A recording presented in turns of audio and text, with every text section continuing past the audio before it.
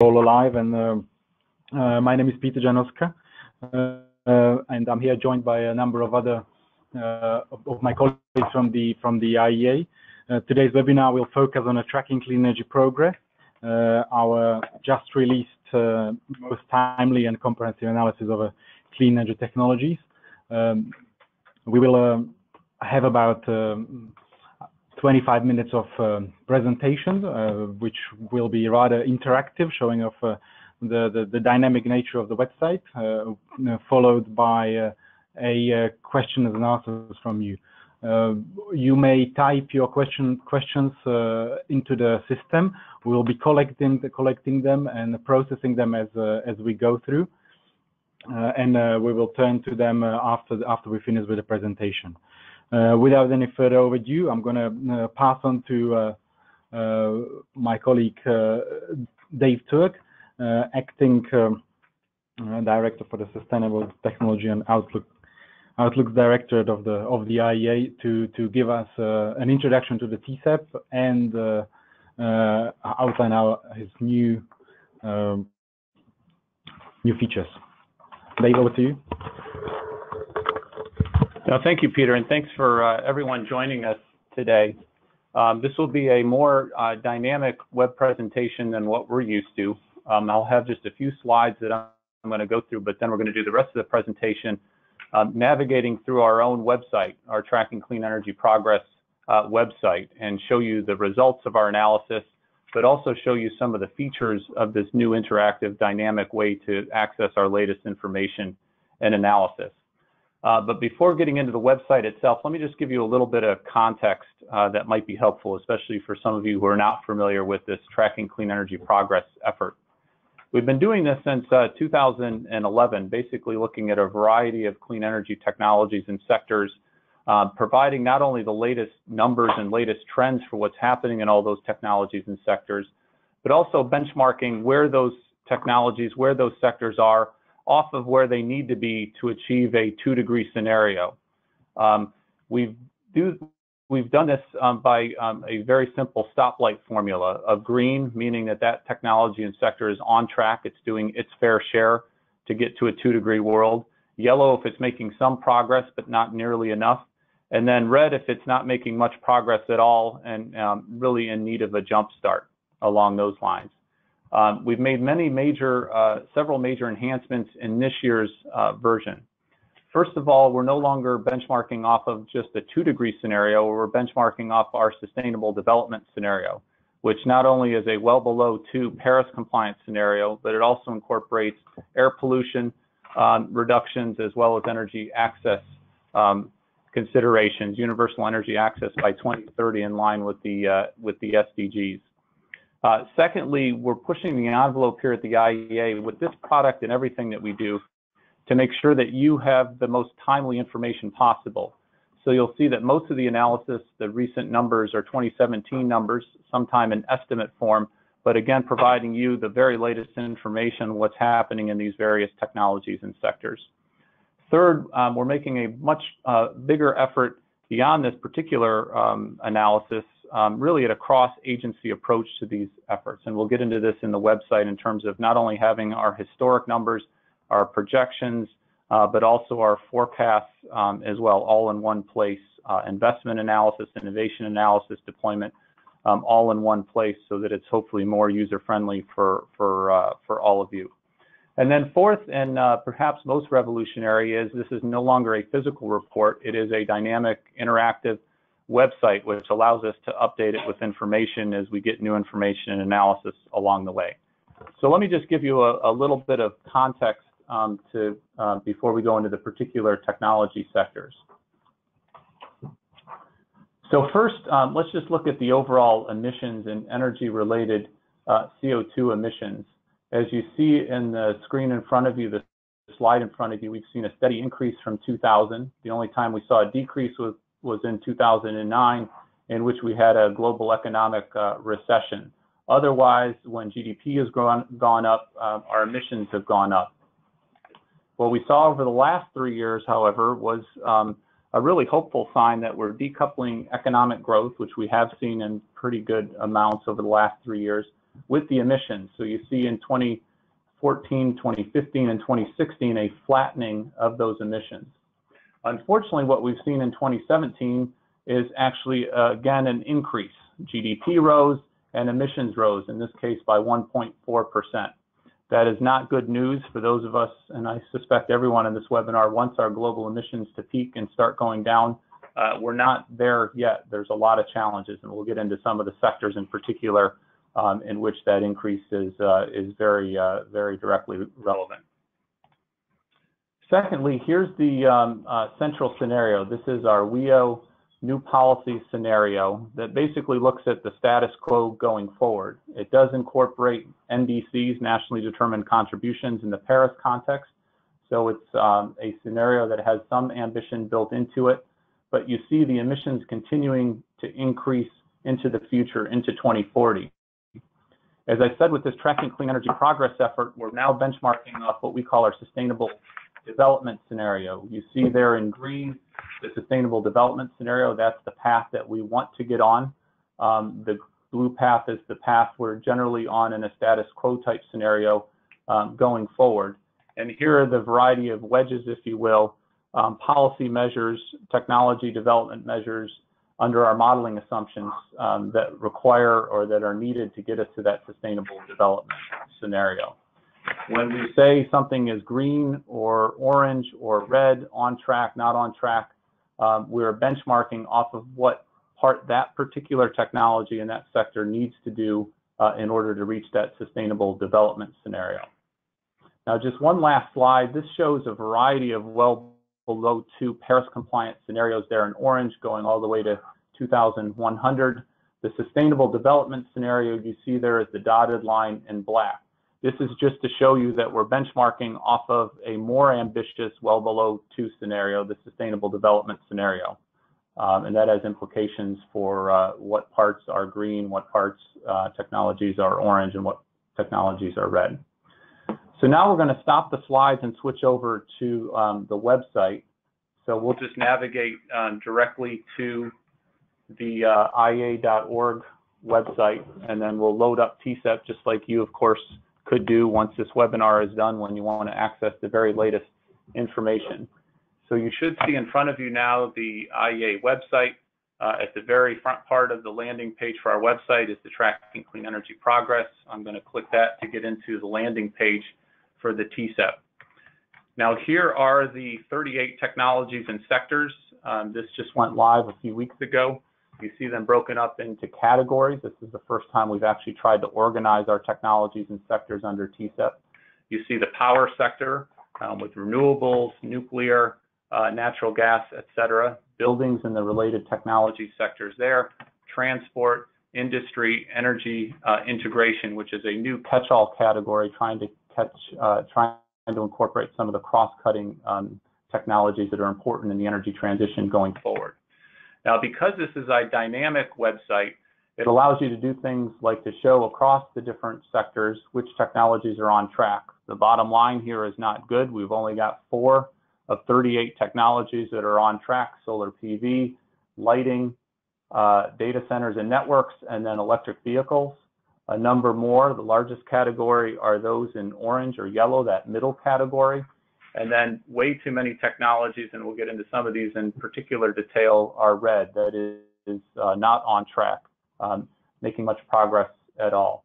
What I'm going to do now, before turning over to my colleagues to drill down further on renewable power and then into some of the other sectors, buildings, transport, industry, and energy integration, is just show you a few of the dynamic features of having this on the web. And hopefully this will be useful as you navigate this website going forward, looking for the latest information and analysis from the IEA. What we've done for each of these sectors and then subsectors and technologies is include the key number we think everyone should look to first and foremost when judging whether a sector is on track or not. For the overall power sector, that's the 2.6% increase that we saw in 2017 for emissions. Now that's a 2.6 increase after falling for 3 years. So that is notable in itself. It's a big reason why the whole sector, the whole power sector, is actually red in 2017. And to be on track, then we need to have a 4% decrease. So we're going up at an increased rate of 2.6%, and we actually need to decrease 4% to 2030 in order to be on track to the SDS target. So we have the key number in a few short sentences, and then we also get into what is the key chart? What is the single key chart that shows this in graphical terms? So here you see the flattening of those historic emissions over the last 3 years. You see the increase in 2017, and then you see the scale of the slope downward that we need to get on total. Because it's a dynamic website, you can look at just the total, or if you want to compare gas and coal to each other or against the total, it allows you to do that in a more seamless kind of way. As you'll see throughout the presentations, we have a lot of geographic breakdowns. Instead of just giving the global numbers, we're giving regional numbers and country-specific numbers as well. And so as you see on the screen in front of you, if you want to compare where the world is on carbon intensity for electricity generation, you can do that compared to China, and then bring in India, US, Southeast Asia, European Union. If you want to just compare India and China, you can take all the others away. And we hope this is a very useful feature to allow you to get the kind of information that you want to get as quickly as you possibly can going forward.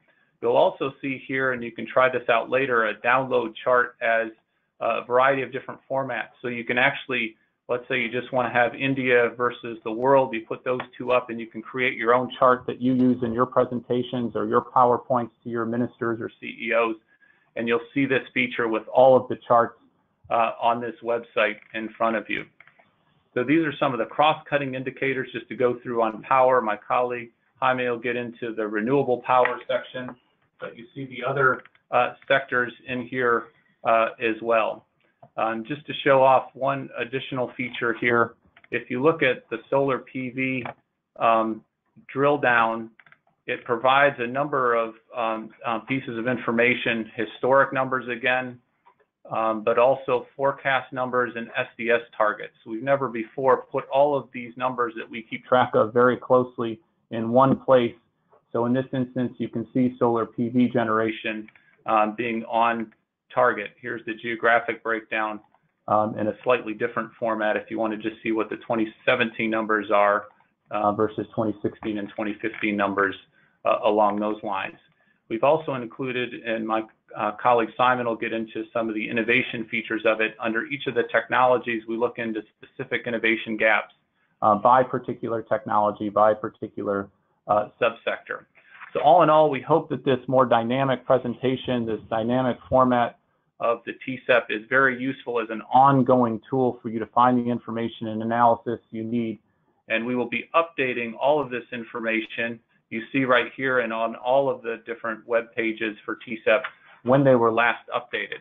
So as we get new numbers, as we as we undertake new analysis, we'll make sure and update that on a regular basis. So anytime you come here, you'll be assured to get the latest numbers and latest information from our experts here at IEA.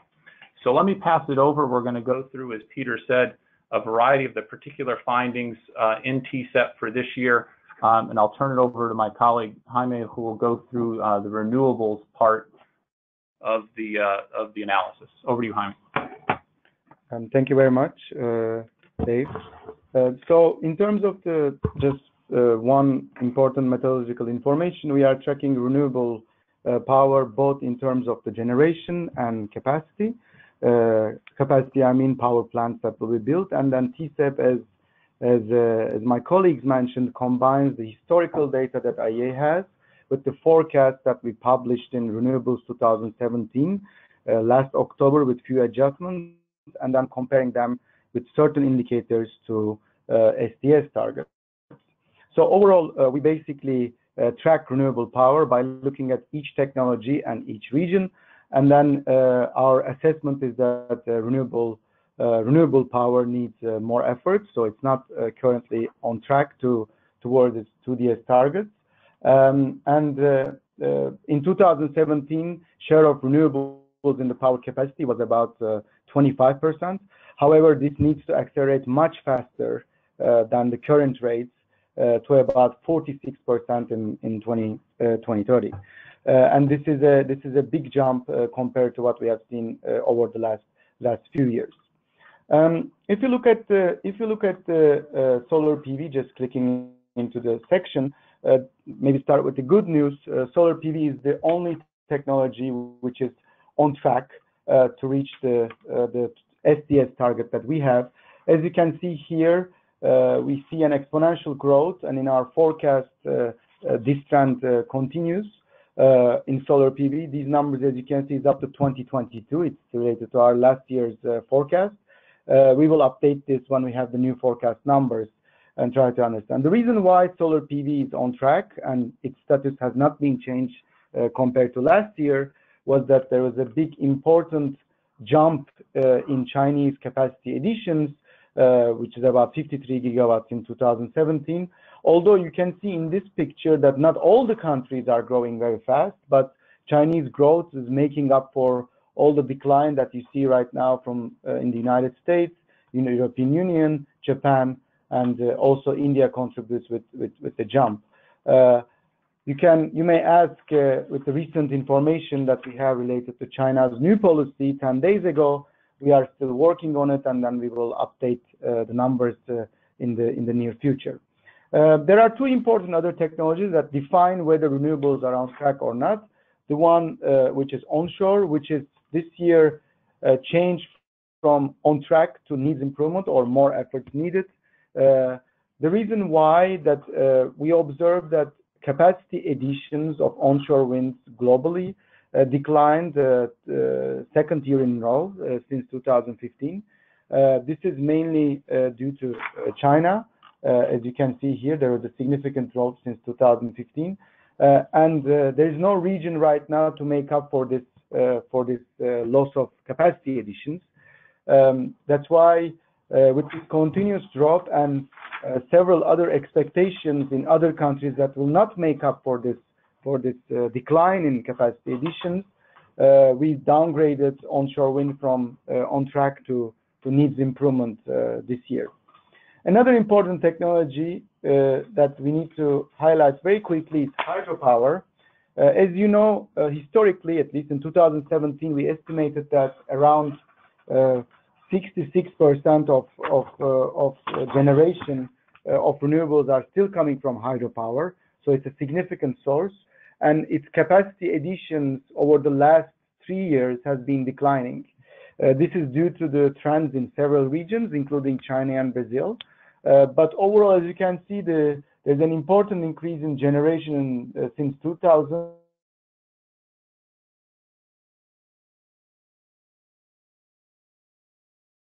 Are getting lower and lower into the global system. And that's why hydropower is currently not on track and needs more efforts. We may change this if we see additional projects that are financed in the short term that can come in a shorter period. But hydropower overall is challenged by increasing social acceptance issues and environmental assessment issues in many countries, and the costs have been increasing according to them. And after this, I would like to pass it on to Cecilia to continue the presentation. Thank you very much, Heymi. So what I'd like to do now is take you through some of the highlights for the building, transport, and industry sectors.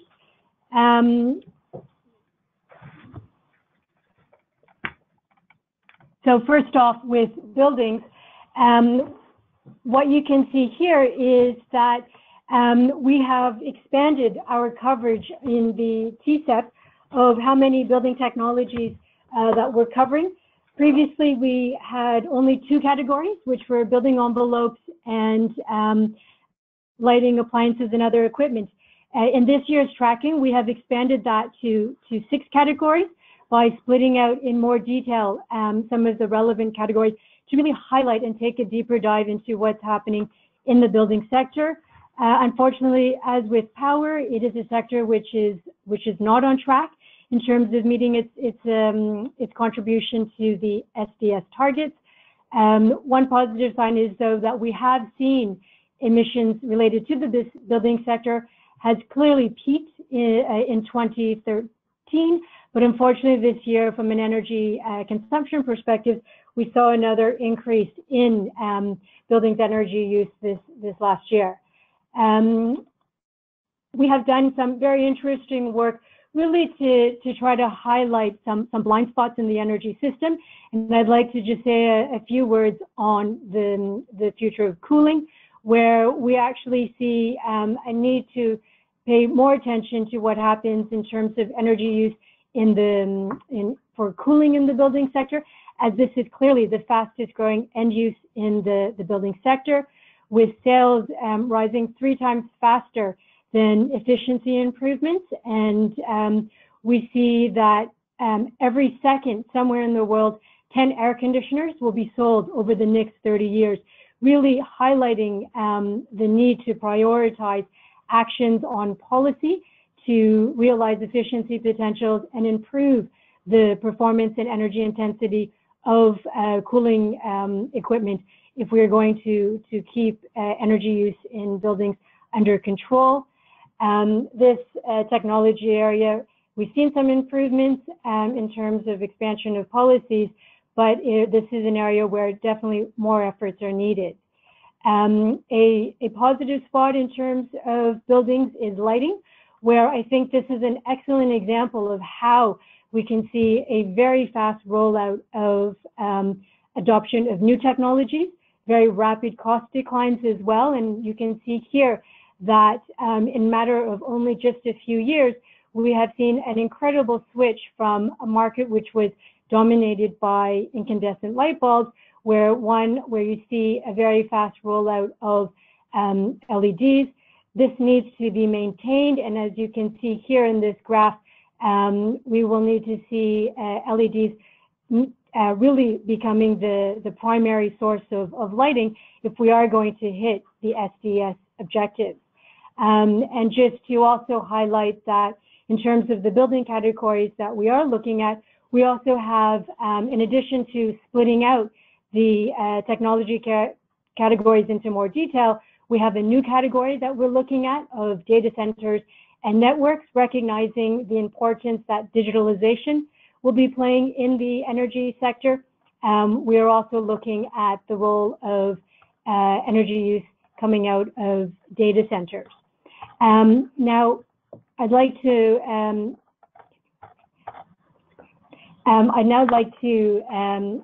go over and highlight some of our work on the transport sector.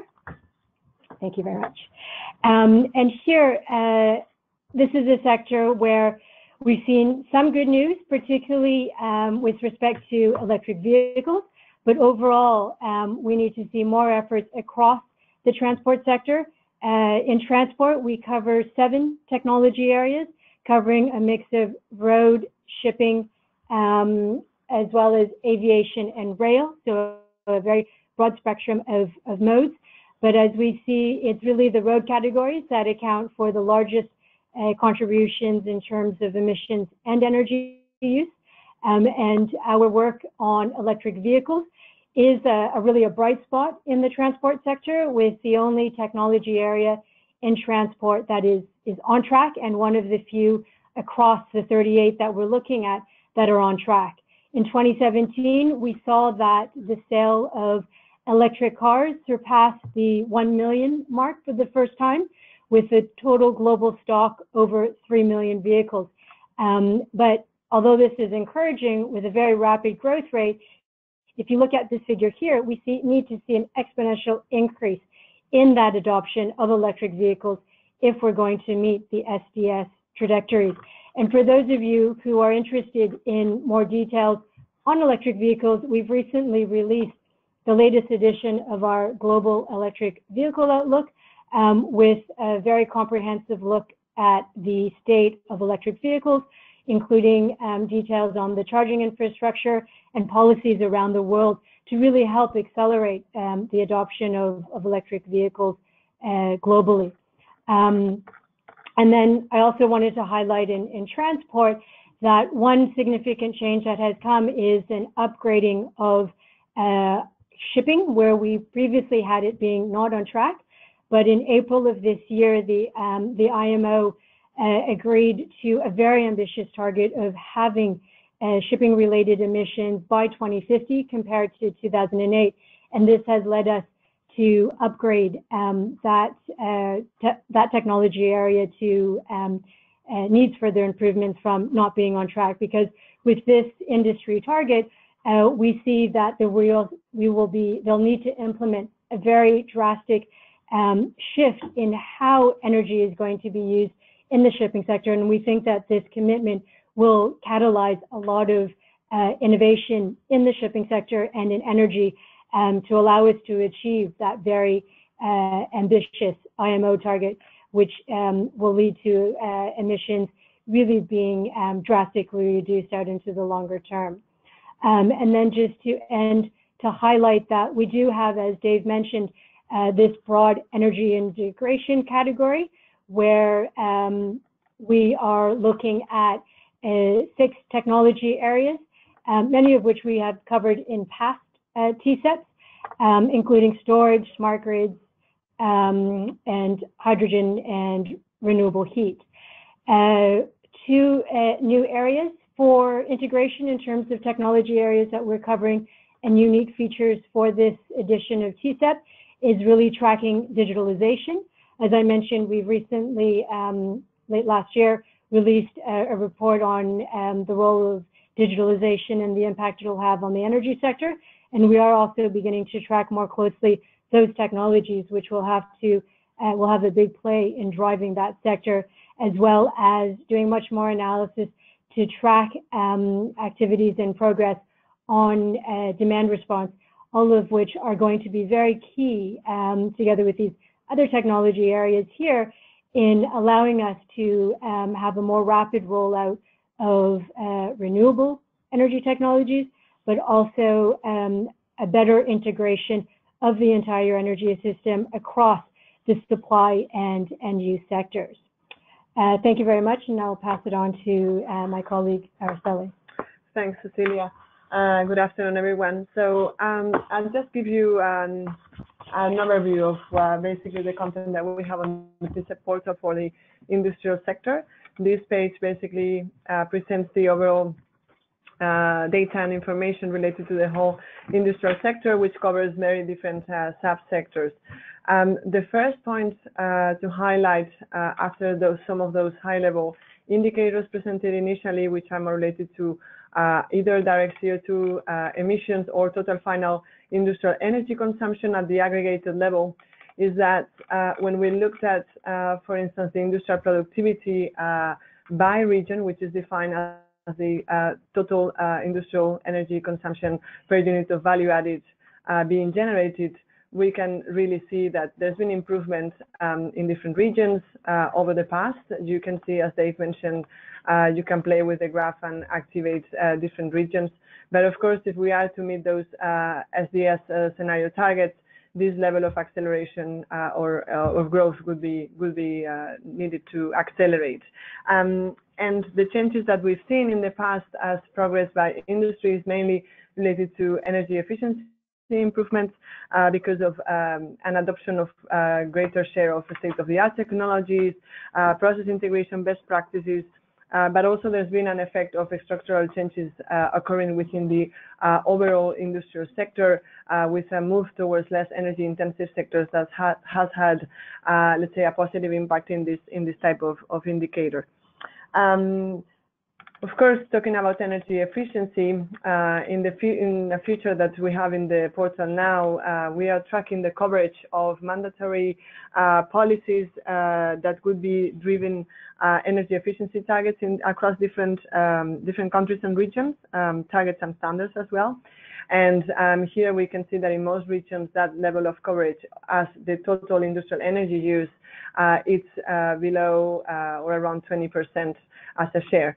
So indeed, a lot of room for, let's say, improving or expanding that type of coverage. But even going beyond that, of course, energy efficiency is one component. I mean, policy and regulations will need to look into other areas as well as technological shifts, innovation, developments that could help to mitigate or to overcome some of the challenges of the industry to, for instance, integrate more renewables or to overcome the challenge of process-related CO2 emissions.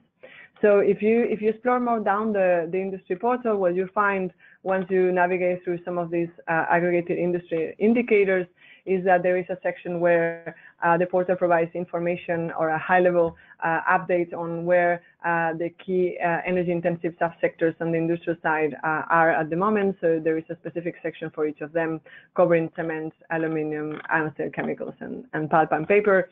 And again, you can either through this through this portal or through the landing page, you can directly navigate through this individual subsector challenges. These pages, for instance, if we just go to the cement one as an example, give an overview again of the specific indicators of how that specific subsector, even if there's been some improvements over the past in terms of historical progress. One of the features as well, beyond the discussion of each of these subsectors, is that towards the end of the sections, there is also an identification of gaps from an innovation perspective. After the discussion, open these drop-down menus where you can navigate through the different key innovation gaps that we have identified that will be required for these different subsectors to get on track with the SDS type of trajectory.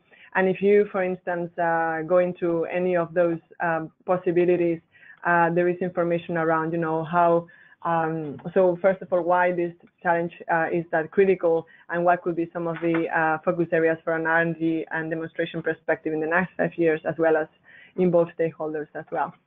The other piece I just wanted to mention when you navigate through this is that we also try to use this portal to link related analysis that is being also undertaken by the IEA. In this case, for instance, through the cement piece, you can directly go to the recently launched technology roadmap if you want to go into more details of what is behind really that transition, not just even by 2030, but also more in the long term, and how these both work together. Just the last component I wanted to highlight on the industry side, as you see with this structure here, is that within this, let's say, identification of specific technological challenges, there is certain, let's say, cross-cutting technologies for which there's been a dedicated piece being developed. And this is the case, for instance, for carbon capture and storage and use, which has a specific, let's say, page in the portal. And here again, very similar structure, so you can navigate through some of the information that is provided through the several indicators. But just to finish with one, the indicator about monitoring what has been the deployment of large-scale CO2 capture projects around the world in the industrial sector, but also in fuels transformation, which is also included in this section. And here you can see from 2000 onwards that globally we are reaching about a level close to, 28 if we look at just industrial projects in terms of megatons of CO2 being captured annually at the moment. Of course, this also shows what the projects in the pipeline could be is in a, let's say, maximum capacity perspective. But the key message is that if you play a little bit with the graph and you include the SDS target, then is when we see that let's say, progress is really very little compared to the acceleration that will be required if we are to meet those type of, trajectories that are in line with the SDS scenario. So yeah, I think with that, just give you an overview so you can explore all these different subsectors. Of course, as David's been mentioning, the idea is to expand the content on the web. So as long as we got more industry-related analysis, that would be linked directly or indirectly through the portal, so you can get access into that. And with that, I'm going to pass it to my colleague Simon Bennett, which is going to talk about R&D spending. Great, thanks, Araceli. Let's head back to the main page, and what we're talking about in this final section as we go through the different parts of TCEP 2018 is technology innovation. Now, what we've seen as we've been through many of the other technologies, and what you'll observe if you navigate around the site after this webinar, is that there's a tremendous amount of technology progress ongoing, And the energy sector is a sector that's defined by technology progress and competition between different fuels.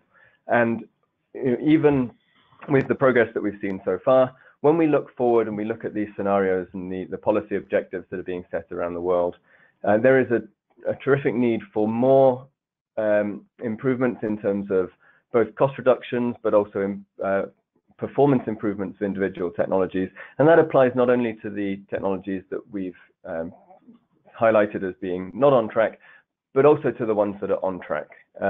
And besides policy that will help the deployment of those technologies, better technologies that will improve their competitiveness in the energy system and help them expand into different countries, different sectors, different applications is going to be crucial.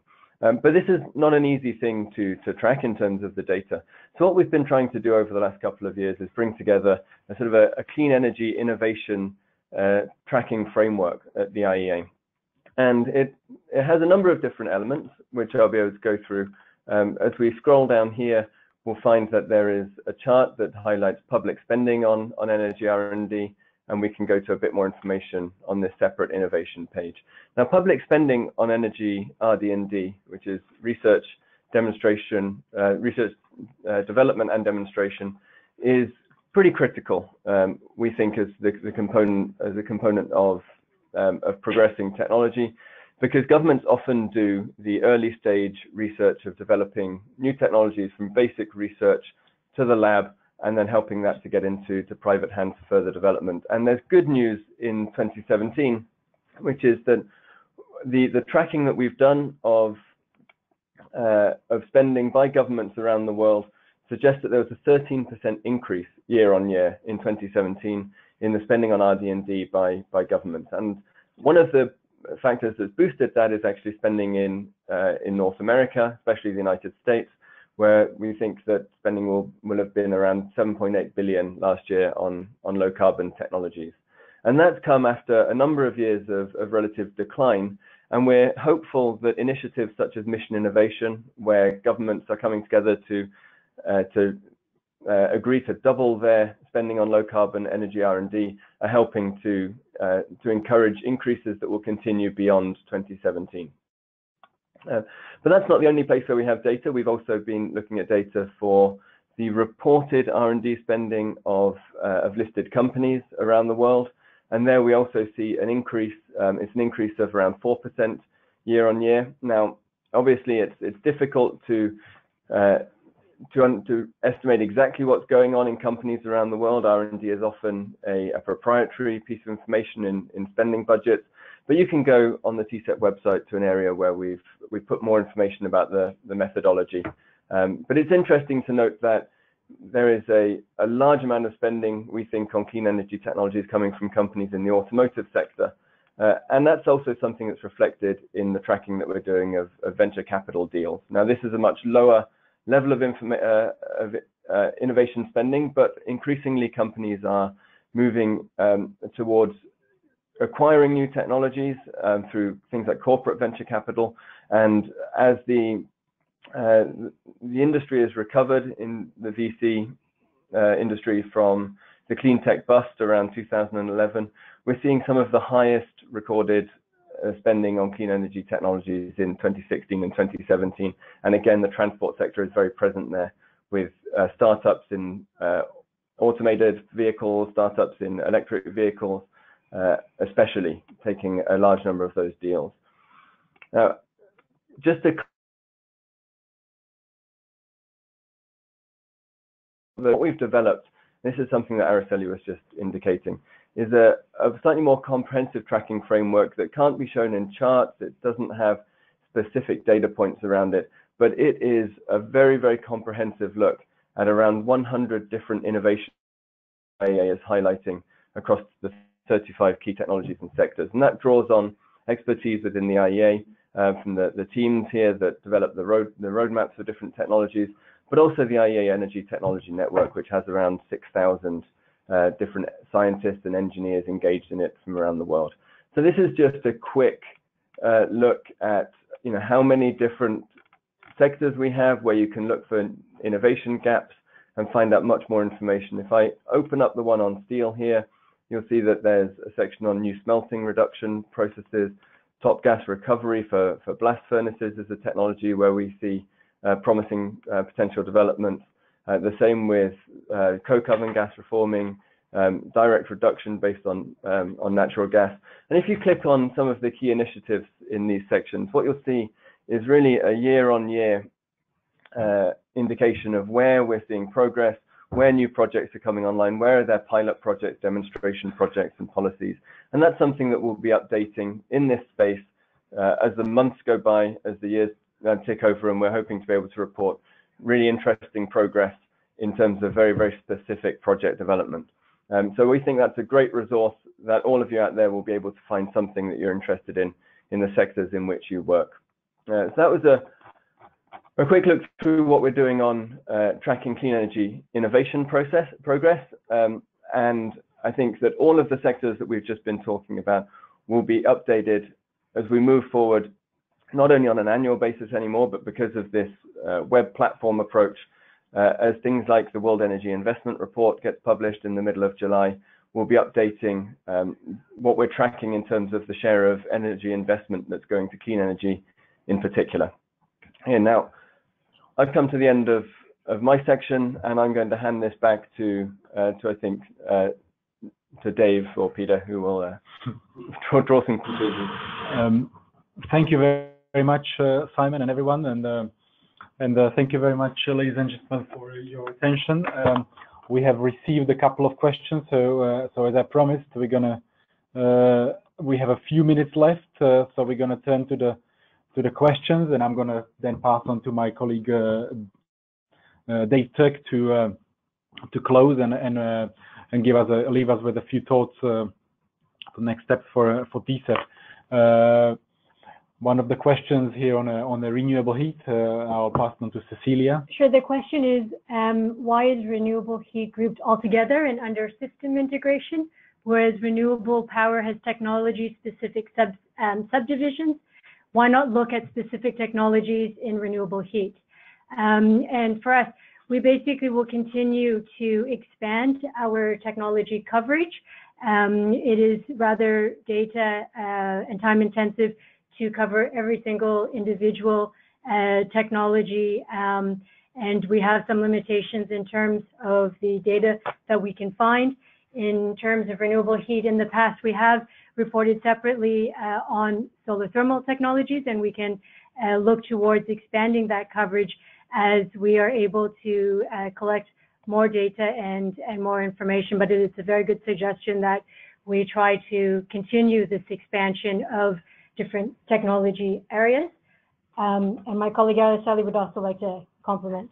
Thanks, Celia. Yeah, just to complement that, I think just for the audience, there's some overlaps in some areas. So if you're interested in renewable heat, for instance, if you navigate through some of the subsectors within the industrial page, then there are some applications for heat generation that are basically using renewable sources. So I think in a way we've tried also by having a specific dedicated renewable heat section in the systems integration chapter, then in a way we are providing it a bit more visibility at the cross-cutting level, because it's an area that's, it's important per se. But if you are interested in more specific applications through the industrial web page, you would also find information there on the industrial side. Terrific. Well, we have another question with a nice compliment at the front end, so I'll read the compliment first, and then we'll answer the question, and much appreciated on that. The portal and your presentation are much appreciated. There is an exclamation point as well, so I'll point that out. Will it be possible to navigate the analysis by region/country? That would be very important. So I think, as you've seen through the course of the presentation, we do have some disaggregation by country and some by region. You'll see that as I just point out the power sector in particular. If you look on your screen, this is an example of that kind of disaggregation. Frankly, we've always had more data and more granularity to our data than we've been able to publish in print form. And so this new web interface, frankly, allows us an opportunity to get more disaggregated by country, by geography, and especially with the kind of feedback like this, we'll look to do even more of that. Frankly, the goal of this particular project and just about everything we do at the IEA is provide information and analysis so that decision makers out there can take that and make better decisions, can have real world impact. So certainly having information that's granular by country, by geography, we've heard from several folks, is important. And we'll be looking to do that more and more over time. This TCEP is very much a work in progress and looking to further improve it, further make it efficient for the user and provide the kind of information you all are asking for.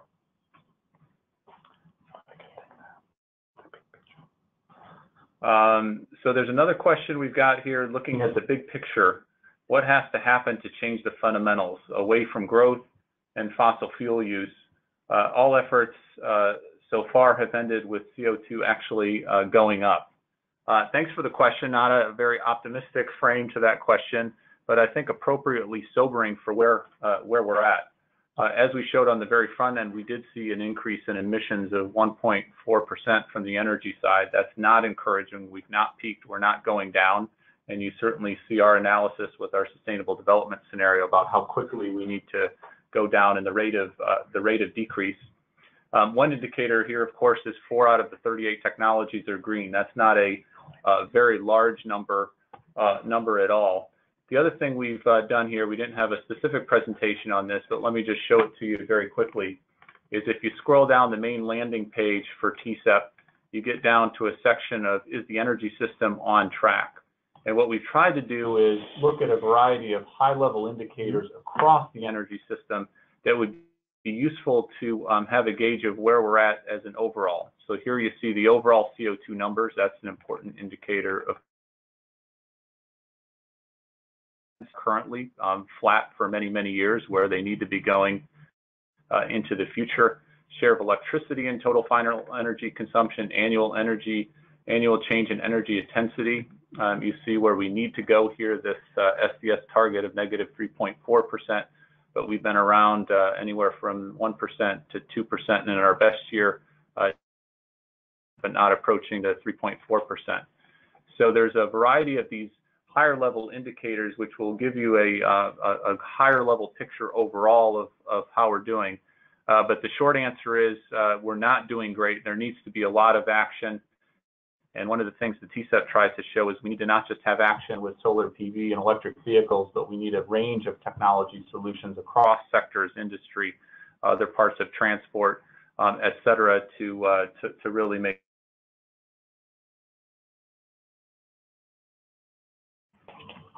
Sure. There's also a question about hydrogen. It says, what about hydrogen, which people are increasingly talking about, including some reports from the IEA. We last year had a very interesting report on highlighting some of the potentials for hydrogen in the industry sector through the use of renewables. And over the course of the next 2 years, we will be doing some additional analysis across our different sectors at the potential of hydrogen playing a bigger role in the energy system. So yes, we are going to be looking in more detail on that. There is a brief page on hydrogen in the tracking analysis. For the moment, there isn't a great deal of detail on this, but under energy integration, we do have some details on hydrogen and some information in terms of its current deployment in a variety of areas. And we will continue to gather more information on this and provide more details in this area. So this is Simon. I'm just jumping in to say that it's a very welcome question because it allows us to highlight the fact that as topics like hydrogen become more relevant and more interesting to people, we're actually developing our work and adding these to the Tracking Clean Energy Progress framework. So one of the things that we have been doing recently is looking at the deployment of electrolyzers and fueling stations for hydrogen. There's some analysis on that which will be coming out in our forthcoming World Energy Investment Report, and we'll be populating the TCEP pages with that once we have that work. Terrific. Well, I think we're running out of time and certainly want to keep everyone to their schedules. Maybe to answer a few questions, see if my colleagues have any others. We've been getting a whole load of questions and appreciate that. And then I'll say some concluding remarks. So just to answer a few questions in one, Thanks, extremely useful tool. Can I share it somehow? So this is all free information, publicly accessible. Everyone who has a web connection can find this. You can even use your smartphone and get the analysis that way. And so certainly the link is there. It's available. We'll always have it updated. So we wanted to make this very accessible and efficient to everyone. And so far, we track our numbers, of course, of web hits. And so far, we've been very encouraged that this digital platform is an incredibly useful one. So on launch day for TCEP this year, we had 3 times the number of web hits as we did for last year in terms of downloading the PDF of the report. And the numbers have remained quite strong on that front. We've got a question from a reporter, actually more a comment. Thanks, extremely useful for a journalist. We certainly hope so. And one hope we have is because anytime you go here, you'll be assured of getting the very latest information and numbers that we've got. Analysis that we have is you can always find the very latest information on solar PV or CCS in industry or hydrogen on the website. And so instead of having to dig through PDFs or reports that you may or may not know are timely or not, you can just go to the website and have that. So we hope that this is useful for journalists among others. We've got a question on the scenarios. Are the scenario indicators a combination of ETP and WEO model outputs or one or the other? This year, we based our are we on track or not off of our WEO sustainable development scenario. But one thing we're doing here at the IEA is to make sure, for those who are IEA watchers or followers, to make sure our WEO analytical tools are very much matched up with and working with our ETP, our Energy Technology Perspectives tools. So the analysis you see here before you is coming from both our WEO team and our ETP team, and frankly, throughout the agency, throughout the IEA, the range of analysts. So this is a cross-IEA effort trying to put all the latest information and analysis in front of you in the most useful way possible. So I think we're running out of time, but let me see if any of my other colleagues have any other questions that you want to answer going forward. Okay. Not seeing any, let me just conclude very briefly. Again, thanking everyone for their time today. Secondly, pointing out that this is very much a work in progress. And so any other thoughts that you've got of ways to improve this kind of tool to make it even more user-friendly and efficient, like the comment about making even more geographic breakdowns, please continue to feed that into us here at the IEA. We do what we do. We're getting paid for it, but I think mostly we do what we do to try to have real-world impact and try to provide this information and analysis in the most user-friendly way possible. So we genuinely want to improve these kinds of tools like this digital first TCEP so that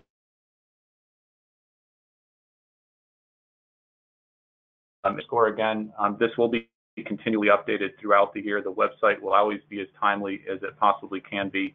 And we will send out tweets and other notifications when we have some good new analysis on renewables or innovation or industry or electric vehicles. We've already updated parts of this website, even though it just went live. We had our big global electric vehicle outlook, our GEVO, come online. And so all the latest GEVO numbers are now online and part of this on tracking clean energy progress. So the third point is just the timely nature of this as well. So with that, again, thanks for your time, and certainly look forward to doing what we can from the IEA end with the TCEP, but more generally to be as helpful as we can to all of you out there. But thanks for the time and attention.